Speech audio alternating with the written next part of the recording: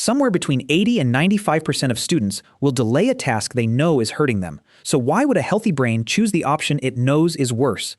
They sit down to work, the deadline is coming, waiting will cost them, and then they get up and do almost anything else. That's not a small pile of lazy people, that's almost everyone. So the real question was never, why are you so weak? It's darker than that, and stranger. Because that's the part nobody explains. Procrastination isn't you failing to see the smart move. You see it perfectly. You can describe exactly what you should do, in what order, by when, and you still don't move. So something inside you is overruling the smartest part of you, on purpose. And once you see what that something is, you stop hating yourself for it. So here's the first thing that's true, and it's oddly comforting. This is not a character flaw. It is not a missing chunk of willpower. Procrastination has been studied so many times that in one huge review, a psychologist named Piers Steele pulled together 691 separate findings from over 200 studies. 691. That's not a rare glitch in a few broken people. It's one of the most reliable patterns in all of human behavior. So if it feels like your brain is doing this to you, you're right, it is. But if it's this common, it has to be doing something for you. No brain keeps a habit this expensive by accident. So what is procrastination actually solving? Start with the machine underneath.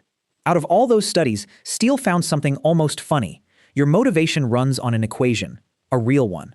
Your drive to do a task equals how much you expect to succeed, times how much you value the payoff, divided by how impulsive you are, times how far away that payoff sits. Expectancy times value over impulsiveness times delay. That's the sum your brain is quietly doing under every task you avoid.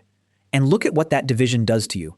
The reward is far away, the bottom of the fraction swells, and your motivation shrinks. You're a little tired, a little distracted, a little impulsive today? Bottom swells again, motivation shrinks again. So a task with a massive but distant payoff, write the thesis, file the taxes, start the business, can score almost zero drive even while you desperately want the result. The want is real. The math just buries it under the delay. So that tells you when you'll stall. But it misses the strangest part, because procrastination isn't random. You don't put off every hard thing equally. You put off very specific tasks, and they tend to be the ones that make you feel something bad. The one you dread. The email that might get a cold reply. The project you're scared won't be good enough. The tasks you flee aren't always the hardest ones. They're the ones that sting. So I wanted to get this next part exactly right, because it's where almost everyone is wrong. Sarah, when a task hits us with that heaviness, what are we actually running from? Yeah, so here's the thing. You're not really avoiding the task. You're avoiding a feeling. The second you look at that task, your brain hands you a little hit of something unpleasant. Anxiety, boredom, self-doubt, the quiet fear that it won't be good enough. And the fastest way on earth to make that bad feeling stop is to look away. Check your phone, clean the kitchen. Suddenly the feeling's gone. That's the whole move.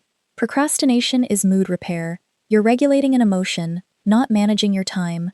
Huh, okay, so that flips the entire thing over. The task was never really the problem. The feeling the task gives you is the problem, and every time you scroll away, you collect a tiny prize, relief.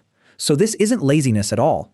It's your brain doing the one thing it's brilliant at, making a bad feeling stop, right now. But here's the cruel twist. That relief is a trap. The task doesn't leave. It just sits there. And now it's a bit closer to the deadline, so it weighs a bit more, so it stings a bit sharper, which makes you want to look away even harder the next time. You're not escaping the discomfort, you're feeding it.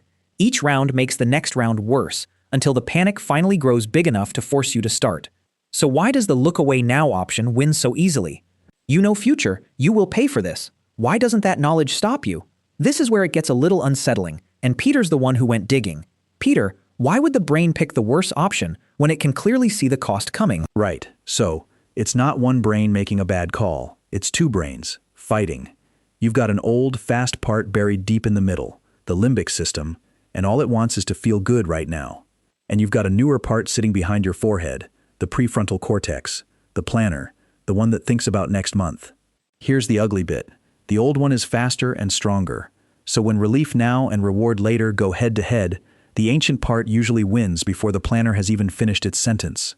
Your prefrontal cortex knows the right answer. It just doesn't have the muscle to shove it through. Wait, so the smart part of you isn't losing the argument, it's losing a wrestling match. That's a completely different problem.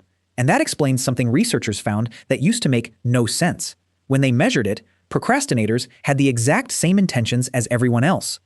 They wanted the goal just as much. They planned just as carefully. The difference was never the intention. It was turning that intention into a first move. Your planner writes a perfect plan. The ancient part simply refuses to press play. So you're not lying when you say you meant to start. You did.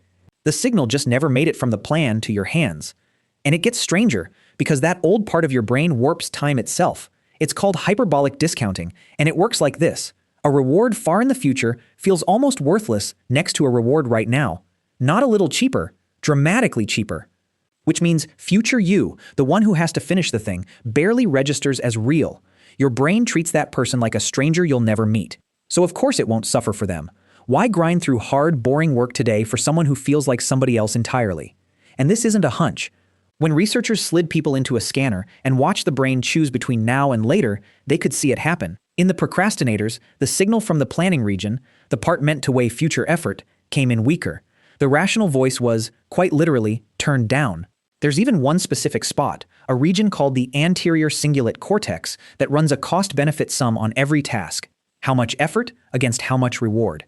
When the effort feels high and the reward feels far, it green-lights the escape. So now the whole picture snaps together. You avoid a task because it hands you a bad feeling. Looking away kills the feeling and gives you instant relief, the small reward right now. The big reward is far away, so your brain discounts it down to almost nothing, and the ancient fast part of you closes the deal before the planner can object. It was never laziness. It was never a broken will. It was an emotion your brain was desperate to escape, writing a system built to grab the closer, smaller good. Which changes what actually works on it. If procrastination were laziness, the fix would be to push harder, more pressure, more guilt, more calling yourself pathetic. But you know the engine now. It runs on bad feelings. So dumping more bad feeling into it, shame, self-attack, just hands the engine more fuel. You make the task sting harder, and stinging is the exact thing you run from. That's why beating yourself up backfires. It isn't discipline. It's you pouring gasoline on a fire and wondering why it spreads. And there's a study that shows this almost too cleanly. Students who forgave themselves for putting off studying for their first exam went on to procrastinate less before the next one. The ones who stayed harsh with themselves did it all over again. Self-forgiveness wasn't going soft. It lowered the sting, so the task stopped being something worth fleeing. So the real move isn't to become a tougher person. It's to make the task feel smaller and safer than the escape. Shrink it until the first step is almost too easy to refuse. Not write the thesis, just open the document. Push the temptation out of arm's reach, because your ancient brain grabs whatever sits closest. And when you slip, and you will, don't add a second wound on top of the first. Because you were never lazy. You were never weak. You're a planner, riding on top of an animal that would always rather feel good now than great later. And every time you understand that instead of hating it, you take a little of its power back.